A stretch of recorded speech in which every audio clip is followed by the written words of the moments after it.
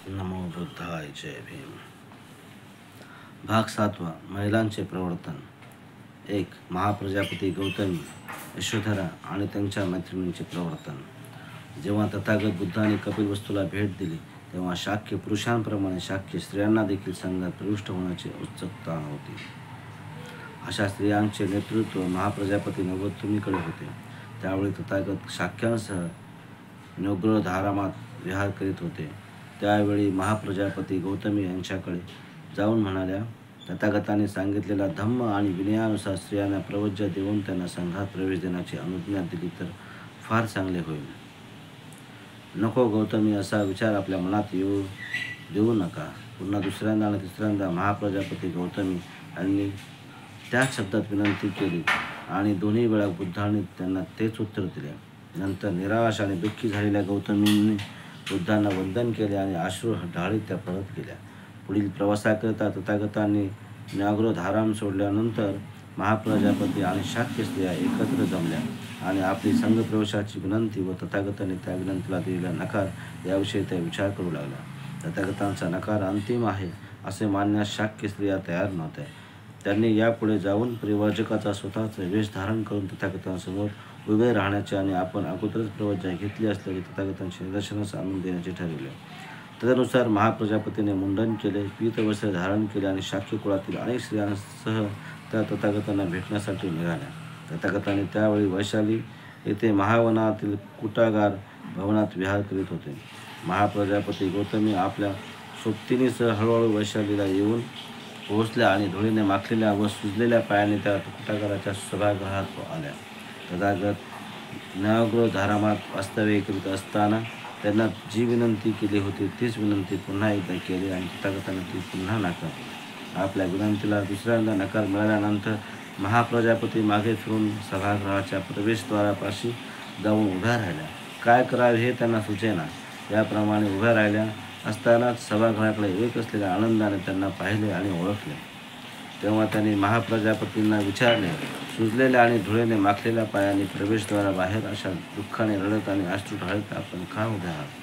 कारण आनंदा ग्रहत्याग करून तथागतांचा धम्म व विनय यांचा स्वीकार करून ग्रहहीन जीवन जगण्याची अनुज्ञा तथागत स्त्रियांना देत नाहीत. महाप्रजापती म्हणाले.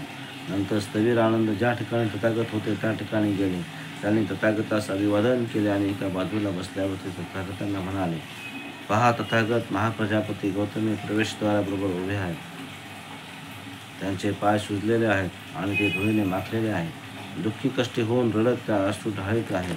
कारण ग्रहत्याग करून आणि तथागतांचा धम्म व विनय यांचा स्वीकार करून ग्रहहीन जीवन जगण्याची अनुज्ञा तथागत स्त्रियांना देत नाहीत. तथागत त्यांच्या इच्छेनुसार स्त्रियांना अनुज्ञा दिली तर बरे होईल. महाप्रजापतीने मावशी आणि दाई या नात्याने तथागतांचे पालनपोषण केले. त्यांना दूध दिले आणि तथागतांच्या मातेच्या मृत्यूनंतर त्यांना अंगावर पाजले. याप्रमाणे त्यांनी आपली उपयुक्तता सिद्ध केली नाही काय? म्हणून हे तथागत संसार त्याग करून ग्रहहीन जीवन जगण्याची आणि तथागतांनी सांगितलेला धम्म आणि विनय पाळण्याची अनुज्ञा स्त्रियांना देणे योग्य होईल. नको आनंदा, स्त्रियांना तसे करण्यात संमती देणे योग्य नाही. आनंदाने पुन्हा दुसऱ्यांदा आणि तिसऱ्यांदा त्या शब्दात तीच विनंती केली आणि त्यांना तेच उत्तर मिळाले. नंतर स्थविर आनंदाने तथागतास विचारले, स्त्रियांना परिवर्जय घेण्यास आपण अनुज्ञा देत नाही याचे कारण काय? शूद्र आणि स्त्रिया अस्वच्छ आणि हीन दर्जाच्या असल्यामुळे त्यांना मोक्ष मिळू शकत नाही असे ब्राह्मण मानतात. हे तथागतांना माहीत आहे. म्हणून तर ते शूद्र आणि स्त्रिया यांना परिवर्जय घेऊ देत नाहीत का? तथागतांचे मत हे त्या ब्राह्मणांप्रमाणेच आहे काय? ब्राह्मणांप्रमाणे शूद्रांना देखील परिवर्जय घेऊन संघ प्रवेश करण्यास तथागतांनी संमती दिली नाही काय? तथागत स्त्रियांच्या बाबतीत असा भेदभाव करण्याचे कारण काय? तथागतांनी सांगितलेला धम्म आणि विनय यांचा स्वीकार करून निब्बाण प्राप्त करून घेण्यास स्त्रिया योग्य नाहीत असे तथागतांना वाटते काय? तथागतांनी उत्तर दिले, आनंदा, गैरसमज करून घेऊ नकोस. निब्बाणापर्यंत पोहोचण्यास पुरुषा इतक्या स्त्रिया समर्थ आहेत असे तथागतांचे मत आहे. आनंदा, तथागतांविषयी गैरसमज करून घेऊ नकोस. स्त्री पुरुषांमधील विषमतेच्या तत्वाचे तथागत पुरस्कर्ता नाहीत. महाप्रजापतीच्या विनंतीला तथागतांनी दिलेला नकार हा स्त्री पुरुषांमधील विषमतेवर आधारलेला नाही, तो व्यावहारिक कारणांवर आधारलेला आहे. तथागत, खरे कारण समजल्यामुळे मला फार आनंद झाला आहे, परंतु त्या कृत्यामुळे धम्माला कमीपणा येणार नाही काय? आणि स्त्री पुरुषांत असमानतेच्या निंदेला धम्म पात्र ठरणार नाही काय? तथागतांनी ज्यांची काळजी वाटते अशा प्रकारच्या व्यावहारिक अडचणीतून पार पाडण्यासाठी काही नियम तथागतांना तयार करता येणार नाहीत काय? ठीक आहे आनंदा, तथागतांचा धम्म आणि विनय यांचे पालन करून परिव्रजा घेण्याची अनुज्ञा स्त्रियांना देखील दिली पाहिजे. असा जर महाप्रजापती गौतमींचा आग्रह असेल तर तथागत त्याला संमती देत आहेत, पण 8 अटींवर व ते 8 मुख्य नियम अंमलात आणण्याची जबाबदारी महाप्रजापती गौतमींनी स्वतः घ्यावी. तोच त्यांचा संघप्रवेशाचा प्रारंभ ठरेल. नंतर तथागतांकडून 8 प्रमुख नियम जाणून घेतल्यावर स्थविर आनंद महाप्रजापती गौतमीकडे गेले आणि तथागतांचे सर्व म्हणणे प्रजापती गौतमींना सांगितले. आनंदा, स्वतःला अलंकृत करण्याकरिता कुमार किंवा कुमारिका स्नानानंतर कमल पुष्पांच्या, जाईंचा फुलांचा किंवा स्त्रीमुक्त पुष्पांचा मालांचा दोन्ही हाताने स्वीकार करतात आणि त्या माला आपल्या शिरावर धारण करतात. त्याचप्रमाणे या 8 प्रमुख नियमांचा मी स्वीकार करीत आहे आणि मी माझ्या आयुष्यात या नियमांचा कधीही भंग करणार नाही, असे महाप्रजापती गौतमी आनंदास म्हणाल्या. नंतर स्थविर आनंदा तथागतांकडे परत गेले आणि त्यांना वंदन करून ते त्यांच्या एका बाजूला बसले. याप्रमाणे बसल्यावर स्थविर आनंद तथागतास म्हणाले, तथागत, 8 मुख्य नियम अंमलात आणण्याची जबाबदारी महाप्रजापती गौतमीने स्वीकारली आहे, म्हणून त्यांनी उपसंपदा घेतली आहे आणि संघप्रवेश केला आहे असे मानावे. महाप्रजापतींना उपसंपदा मिळाली आणि त्याच्यासह आलेल्या 500 शाक्य स्त्रियांना देखील त्याचवेळी उपसंपदा देण्यात आली. याप्रमाणे उपसंपदा मिळाल्यावर महाप्रजापती तथागतांसमोर आल्या आणि त्यांना अभिवादन करून एका बाजूला उभ्या राहिल्या व तथागतांनी त्यांना धम्म व विनय यांचा उपदेश दिला. इतर 500 भिक्षुणींना तथागतांचा एक शिष्य नंदक आणि यांनी धम्मोपदेश दिला. महाप्रजापतीबरोबर ज्या शाक्य स्त्रिया भिक्खुणी झाल्या त्यात यशोधराही होत्या. त्याच्या संघप्रवेशानंतर त्या बधाक्कचन्ना म्हणून ओळखल्या जाऊ लागल्या. 2. चंडालिका प्रकृतीचे प्रवर्तन. एकदा श्रावस्ती येथे अनाथपिंडकाच्या जेतवन आश्रमात तथागत बुद्ध विहार करीत होते. तथागतांचा शिष्य आनंद एकदा नगरात अन्नदान स्वीकारण्याकरिता गेले होते. भोजन केल्यावर पाणी पिण्यासाठी आनंद नदीवर जात होते. त्याने तेथे भांड्यात पाणी भरत असलेली एक मुलगी पाहिली. आनंदाने जवळ थोडेसे पाणी मागितले. प्रकृती नावाच्या त्या मुलीने मी चांडालिका आहे असे म्हणून पाणी देण्याचे नाकारले. आनंद म्हणाले, मला पाणी हवे आहे, मला तुझ्या जातीचे काही कर्तव्य नाही. मग त्या मुलीने आपल्या भांड्यातील थोडेसे पाणी त्यांना दिले. नंतर आनंद जेतवनाकडे जाण्यासाठी निघाले. ती मुलगी त्यांच्या मागोमाग गेली. स्थविर आनंद कोठे राहतात हे तिने पाहिले आणि तिला असे समजले की त्यांचे नाव आनंद असून ते तथागत बुद्धांचे शिष्य आहे. घरी आल्यावर तिने आपली आई मातंगी हिला सगळी हकीकत सांगितली आणि जमिनीवर पडून ती रडू लागली. आईने तिला रडण्याचे कारण विचारले. सगळी हकीकत सांगून ती मुलगी म्हणाली, जर माझे लग्न करण्याची तुझी इच्छा असेल तर मी आनंदाशीच लग्न करेन, मी दुसऱ्या कोणाशीही लग्न करणार नाही. आईने चौकशीला सुरुवात केली. परत आल्यावर तिने सांगितले की हे लग्न अशक्य आहे, कारण आनंदाने भिक्खू संघात दीक्षा घेतलेली आहे व कामविचारापासून दूर राहण्याची प्रतिज्ञा केली आहे, व्रत धारण केले आहे. हे ऐकल्यावर त्या मुलीला अत्यंत दुःख झाले आणि तिने अन्नत्याग केला. ही परिस्थिती म्हणजे काही विधिलिखितच आहे असे मानावयास ती तयार नव्हती. म्हणून ती म्हणाली, आई, तुला चेटूक जादूटोणा अवगत आहे ना, मग आपला हेतू साध्य करण्यासाठी तू त्याचा उपयोग का करीत नाहीस? आई म्हणाली, काय करता येईल ते मी पाहते. मातंगीने आनंदाने आपल्या घरी भोजनाचे आमंत्रण दिले. मुलीला फारच आनंद झाला. त्यावेळी मातंगी आनंदांना म्हणाली, माझी मुलगी आपल्याशी लग्न करायला फार उत्सुक आहे. आनंदाने उत्तर दिले, मी भिक्खू संघात राहण्याचे व्रत घेतले आहे आणि म्हणून कोणत्याही स्त्रीशी मी विवाह करू शकत नाही. जर आपण माझ्या मुलीशी लग्न केले नाही तर मी आत्महत्या करेल, इतकी ती आपल्याकडे आकर्षित झालेली आहे. मातंगीने आनंदाने सांगितले, पण माझा नाईलाज आहे. आनंदाने उत्तर दिले.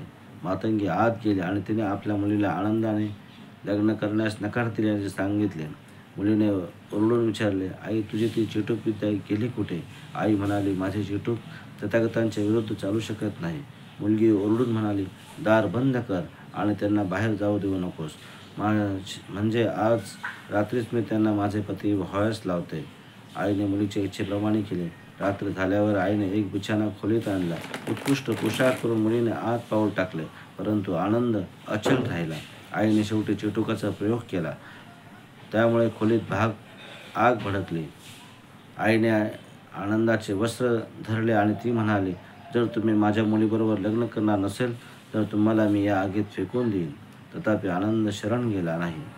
आईने व मुलीने आगतिक होऊन त्यांना सोडून दिले. आनंदाने परत आल्यावर तथागतांना सर्व हकीकत सांगितली. दुसऱ्या दिवशी आनंदाचा शोध करीत ती मुलगी जैतवनात आली. आनंद भिक्षेसाठी बाहेर पडले होते. त्यांनी तिला पाहिले आणि ते तिला टाळू लागले. परंतु ते जिथे गेले तिथे ती मुलगीही त्यांच्या मागोमाग गेली. जेव्हा आनंद जैतवनात परतले तेव्हा आपल्या विहाराजवळ ती मुलगी उभी असल्याचे त्यांनी पाहिले. या मुलीने आपला कसा पिच्छा पुरवला आहे हे आनंदाने तथागतांना सांगितले. तथागताने तिला बोलविण्यास सांगितले. मुलगी समोर आल्यावर तथागताने तिला प्रश्न केला, तू आनंदाचा पिच्छा का पुरवित आहेस? मुलगी म्हणाली, त्यांच्याशी मला लग्न करायचे आहे. ते अविवाहित असल्याचे ऐकले आहे, पण मीही अविवाहित आहे. तथागत म्हणाले, आनंद हा भिक्खू आहे आणि त्यांच्या डोक्यावर केस नाही. तर तू ही संपूर्ण मुंडन केलेस तर मग काय करता येईल ते मी पाहीन. मुलीने उत्तर दिले, माझी तयारी आहे. तथागत म्हणाले, मुंडन करण्याविषयी तू आपल्या आईची संमती मिळवली पाहिजेस. मुलगी आईकडे आली आणि म्हणाली, आई, तुला जे करता आले नाही ते मी केले आहे. मी मुंडन केले तर आनंदाशी माझे लग्न करण्याचे वचन तथागताने दिले आहे. आई रागावली आणि म्हणाली, तू तसे मुळीच करता कामा नये. तू माझी मुलगी आहेस आणि तू केस राखलेच पाहिजेस. आनंदासारखे श्रवणांशी लग्न करण्यास तू इतके का उतावीळ झाले आहेस? त्यापेक्षा चांगल्या माणसाशी मी तुझे लग्न लावून देईन. त्याने उत्तर दिले, मी आनंदाशीच लग्न करेन किंवा प्राण देईन. माझ्यापुढे तिसरा पर्याय नाही. आई म्हणाली, तू माझा अपमान का करीत आहेस? मुलगी म्हणाली, जर तुझे माझ्यावर प्रेम असेल तर माझ्या इच्छेप्रमाणे मला करू दे. आईने आपला विरोध मागे घेतला आणि मुलीने मुंडन करून घेतले. नंतर ती तथागतांच्या समोर गेली आणि म्हणाली, आपण सांगितल्याप्रमाणे मी मुंडन केले आहे. तथागताने तिला विचारले, तुला काय पाहिजे आहे? त्याच्या शरीराचा कोणता भाग तुला आवडतो? मुलगी म्हणाली, माझे त्याच्या नाकावर प्रेम आहे, त्याच्या मुखावर प्रेम आहे, त्यांच्या कानावर माझे प्रेम आहे, त्यांच्या आवाजावर माझे प्रेम आहे, त्यांच्या डोळ्यांवर माझे प्रेम आहे आणि त्यांच्या चालण्याच्या पद्धतीवर माझे प्रेम आहे. तेव्हा तथागत त्या मुलीला म्हणाले, डोळे हे अश्रूंचे घर आहे, नाक हे घाणीचे घर आहे, तोंड हे थुंकीचे घर आहे, कान हे मळाचे घर आहे आणि शरीर हे मलमूत्रांचे आघार आहे. हे तुला माहीत आहे का? जेव्हा स्त्री पुरुष एकत्र येतात तेव्हा ते संतती निर्माण करतात, परंतु जेथे जन्म आहे तेथे मृत्यूही आहे, जेथे मृत्यू आहे तेथे दुःखही आहे. मुली, आनंदाशी लग्न करून तुला काय मिळणार आहे हे मला कळत नाही. मुलगी विचार करू लागली आणि आनंदाशी लग्न करण्याचा तिने जो इतका आग्रह धरला होता त्यात काही अर्थ नाही हे तिने मान्य केले व तथागतांना तसे सांगितले. तथागतांना वंदन करून ती म्हणाली, अज्ञानामुळे मी आनंदाच्या मागे लागले होते. आता माझ्या मनात प्रकाश पडला आहे. माझी स्थिती वादळात सापडलेल्या पण नंतर किनाऱ्यास सुरक्षित पोहोचलेल्या नौकेवरील नाव विकासासारखी आहे. निराश्रित झालेल्या वृद्धाला आश्रय मिळावा अशी मी झाली आहे. आंधळ्याला नवी दृष्टी लावावी अशी माझी स्थिती झाली आहे. तथागताने आपल्या समुपदेशाने मला झोपेतून जागे केले आहे. प्रकृती तू भाग्यवान आहेस, कारण तू चंडालिका असलीस तरी कुलीन स्त्री पुरुषांपूर्वी आदर्श आहेस. तू हीन जातीचे आहेस, पण ब्राह्मणही तुझ्यापासून धडा घेतील. न्याय आणि सदाचरण यांच्या मार्गावरून तू ढळू नकोस, म्हणजे सिंहासनावरील राजवैभव भोगणाऱ्या राण्यांनाही तुझ्या पुढे फिक्या पडतील. विवाहाचा प्रश्न मिटल्यामुळे भिक्खुनीच्या संघात प्रवेश करणे हा एकच मार्ग तिच्यापुढे होता. त्याप्रमाणे तिने आपली इच्छा प्रकट केल्यावर जरी ती अंत्यज होती तरीही तिला संघात प्रवेश देण्यात आला. नमो बुद्धाय. जय भीम.